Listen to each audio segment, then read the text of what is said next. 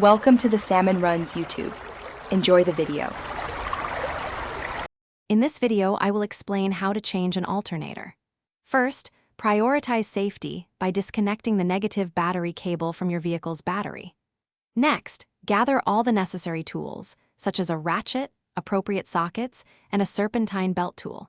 It is crucial to ensure your engine is completely cool before you begin any work to prevent burns or other injuries. This preparation ensures a smooth and safe repair process. Now, let's get to removing the old alternator. Begin by using your serpentine belt tool to release the tension on the belt, then carefully remove it from the alternator pulley. Next, locate and disconnect all electrical connections attached to the alternator, ensuring no wires are damaged.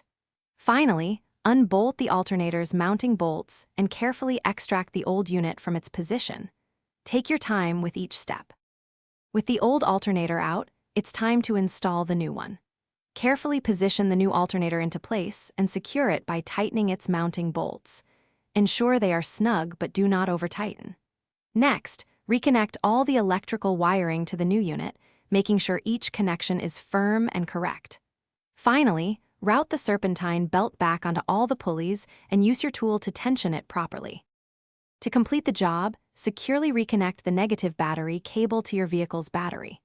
Once connected, start your engine and observe the dashboard for any warning lights, ensuring the charging system is operating correctly. You should see the battery light turn off. For other great deals and to upgrade your clean game with the Shark AI Ultra Robot Vacuum, check the link in the description below. This robot vacuum offers voice control, self-emptying, and is pet-friendly, making your life easier. Thanks for watching. Consider subscribing if we helped you.